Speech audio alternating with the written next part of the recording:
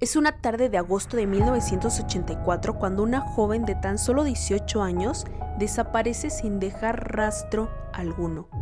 Es el caso de Elizabeth Fritzl, un caso que conmocionó no solo a un país, sino al mundo entero.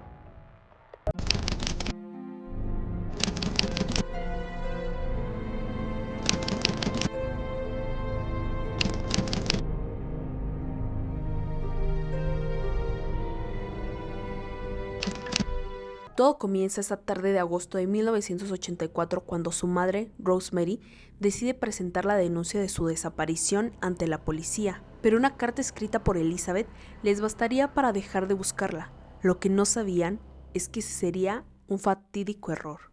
Para la familia Fritzl, una familia trabajadora aparentemente normal, esta sería una tragedia inimaginable. Sin embargo, nadie imaginaba que el hombre que más tenía que proteger a Elizabeth era quien en realidad estaba detrás de esta desaparición. Joseph Fritzl nació el 9 de abril de 1935 en Amstetten, Austria. Desde muy pequeño vivió una vida de abandono emocional y maltrato. Su padre murió cuando él tan solo era un niño, y su madre, una mujer conocida por carácter frío y violento, lo crió en un entorno sin afecto ni consuelo.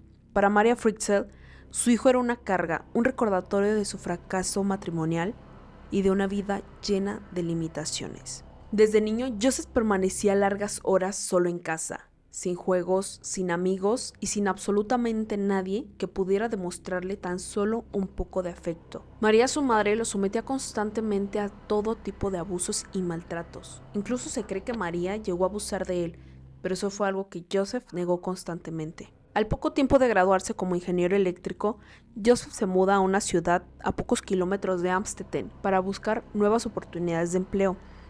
Es ahí donde conoce a quien sería su esposa Rosemary, con quien se casa en 1956 y forman una familia de 7 hijos. Rosemary era una mujer tranquila y sumisa, que obedecía las órdenes de Joseph sin cuestionar absolutamente nada. La golpeaba constantemente cuando algo no salía como él lo deseaba y la más mínima transgresión a las normas que él tenía establecidas eran severamente castigadas. Toda la relación que tenía con Rosemary y sus hijos era a base de miedo y autoritarismo. Nada debía ser cuestionado ni contradecido, lo cual explicaría el porqué de tanto silencio y perdón ante los abusos de Joseph. En 1967, una mujer joven presentó una denuncia ante la policía relatando cómo un hombre había entrado durante la noche a su domicilio forzando la entrada y abusando de ella, sin importarle que su bebé estuviera tan solo a unos metros. Joseph persiguió a esta mujer hasta su domicilio esperando que diera la noche para atacarla en su casa y poder cometer estos actos atroces. Fue detenido y sentenciado a 18 meses de cárcel, tiempo en el que Rosemary lo encubrió diciendo que estaba en un proyecto fuera de casa. Al salir de prisión, se muda con su familia a su ciudad natal, Amstetten, en donde nadie conocía su historial como abusador. En este nuevo hogar, durante los años 70, Joseph comenzó la construcción de un búnker en su sótano. Argumentó que el espacio sería un refugio para la familia en caso de guerra, pero en realidad ese sótano estaba destinado a algo mucho más siniestro. Durante 6 años, Joseph se dedicó a convertir el sótano de su casa en un búnker, preparando cada detalle para evitar que nadie supiera lo que sucedería allí. Para el mundo exterior, Joseph Fritzl era un respetado ingeniero eléctrico y empresario. Nadie sospechaba que bajo su hogar escondía el lugar donde cometería una de las atrocidades más escalofriantes de la historia moderna.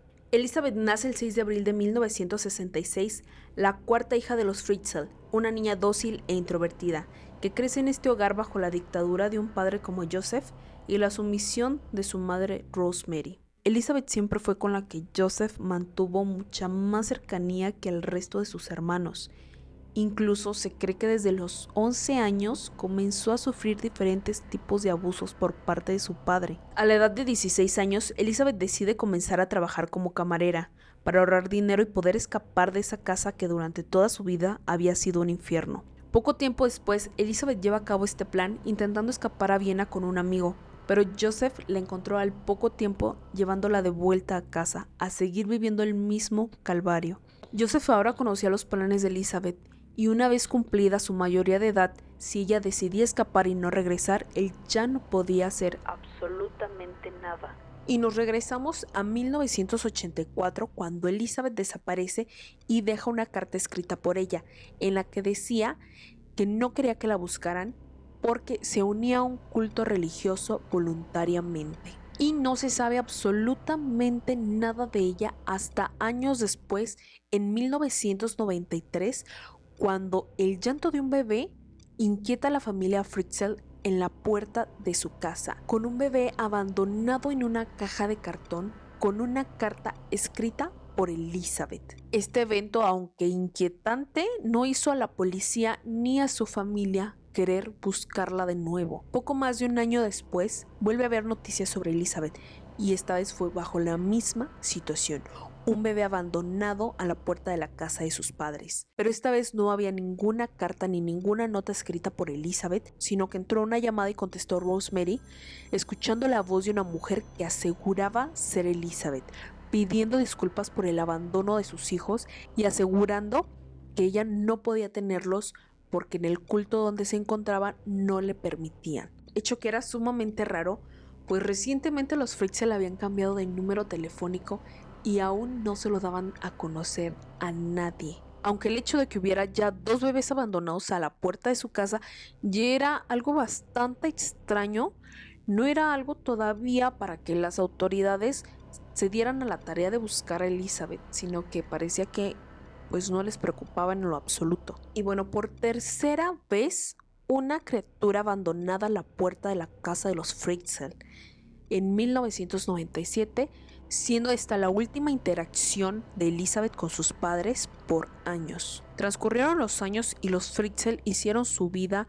completamente normal junto a los hijos que Elizabeth había abandonado a la puerta de su casa, criándolos como sus propios hijos y adoptándolos legalmente. No está de más mencionar que la actitud durante todos esos años de Joseph siempre fue sumamente extraña, pues se había separado muchísimo más de Rosemary y la cercanía que algún día tuvo con ella ya era inexistente. Y ahora sí entramos al día que cambió por completo la vida de los Fritzl. Es a finales de marzo de 2008 cuando se le ve a Joseph entrar con una niña en brazos al Hospital Regional de Amstetten, solicitando el urgente auxilio de los médicos, pues la llevaba en condiciones muy graves. Los médicos la auxiliaron inmediatamente, pues venía en condiciones muy graves de salud.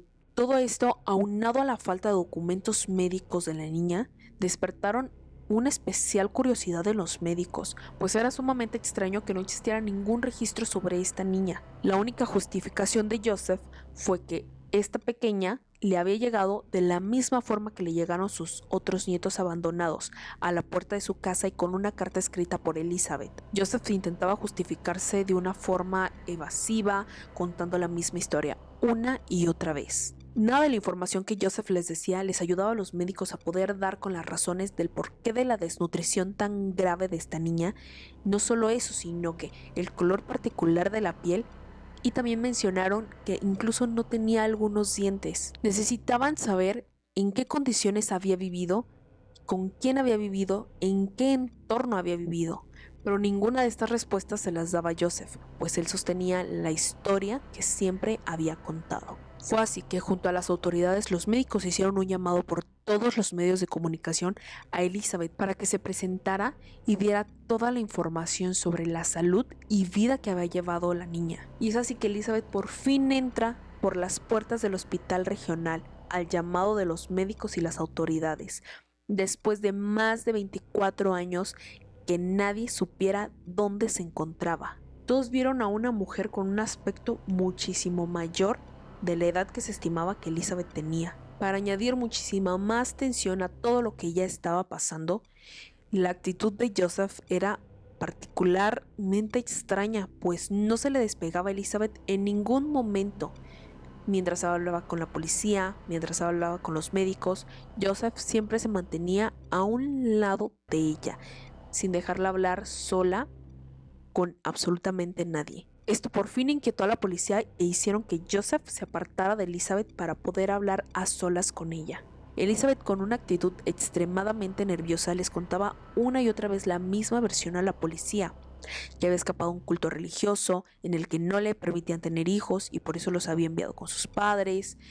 la versión que Joseph les había contado a todo mundo.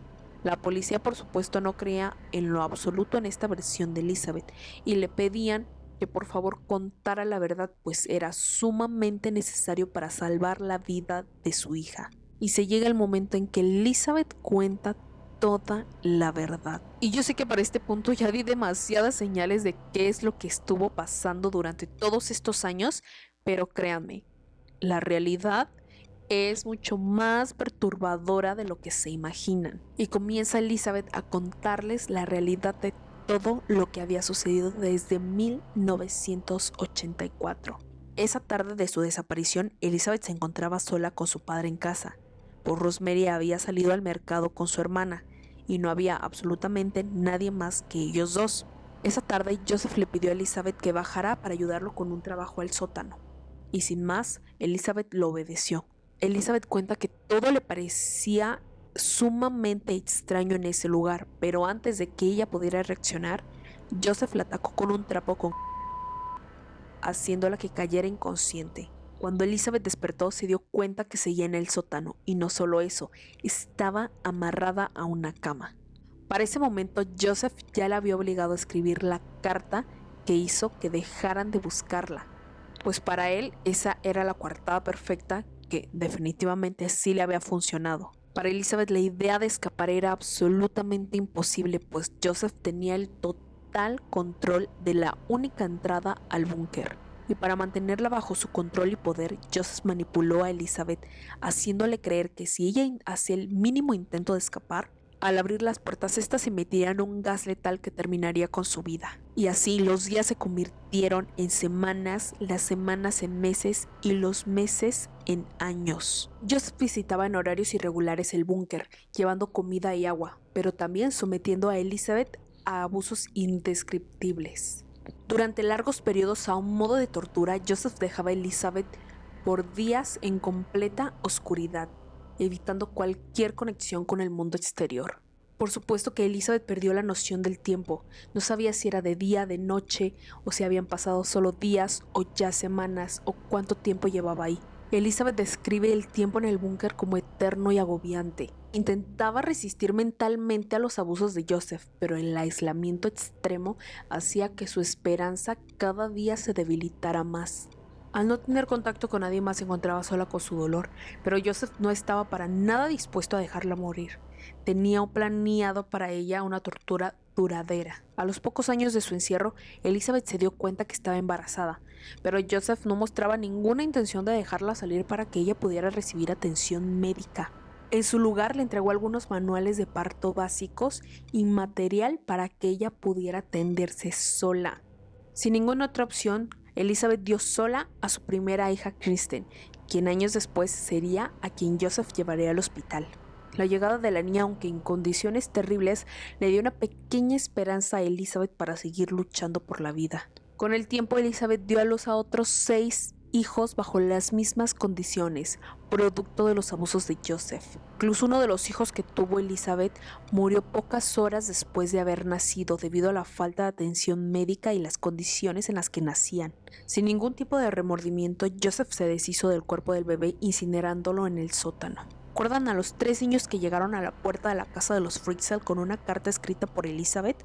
Pues estos eran parte de los 7 hijos que había tenido Elizabeth, pero no porque Joseph fuera compasivo o que tuviera un poco de amor por esos niños o Elizabeth, sino que como era un espacio tan reducido el búnker, tenía que sacar a personas para que los demás pudieran seguir viviendo medianamente cómodo. Así que esos 3 niños se criaron en un entorno normal, sin saber que su madre compartía el mismo techo que ellos. Pero no fue la misma suerte para los otros 3 hijos de Elizabeth, que ellos sí vivieron en el búnker bajo la misma oscuridad y desesperanza que Elizabeth. Eran testigos de los abusos que cometía Joseph. Elizabeth hacía de todo para que estos 3 niños crecieran lo más normal posible, incluso les enseñó a escribir y a leer con las revistas y libros que ella tenía en el sótano.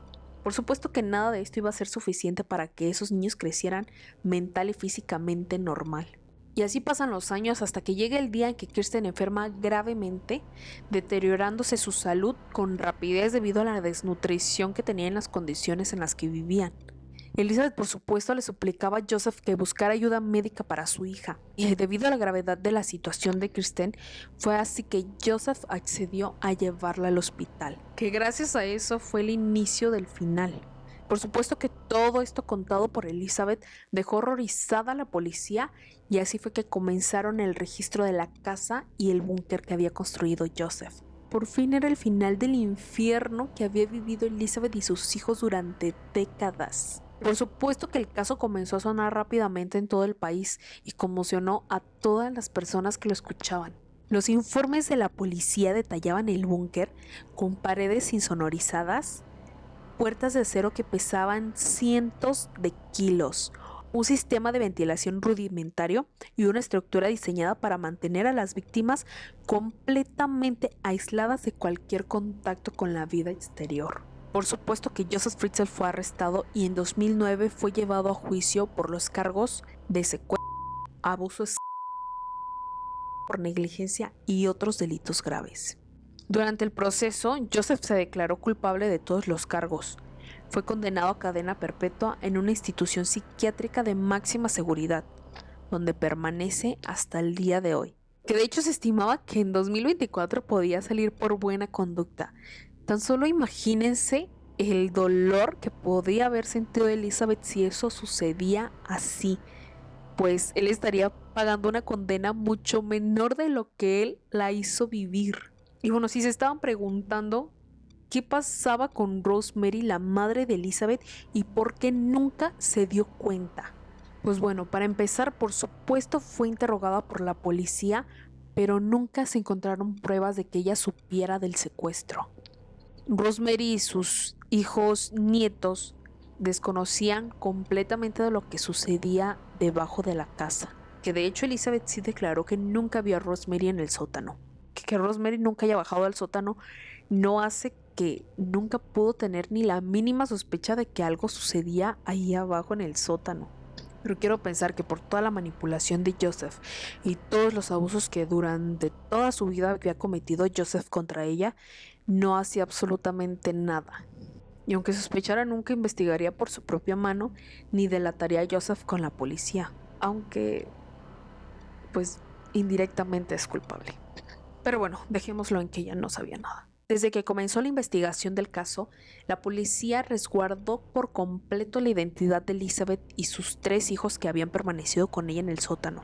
Ningún medio ni ningún curioso podía tomarles ningún tipo de fotografías. Que incluso si ustedes la buscan y tratan de investigar sobre el caso, solamente salen estas imágenes de ella joven. Tampoco hay fotografías de sus 3 hijos que vivieron con ella en el sótano. De los otros 3 que vivían con Rosemary y Joseph, sí, porque iban al colegio. Incluso el gobierno de Austria se dispuso a cuidar de ellos permanentemente. Inmediatamente les entregaron un lugar donde podía vivir Elizabeth y todos sus hijos juntos.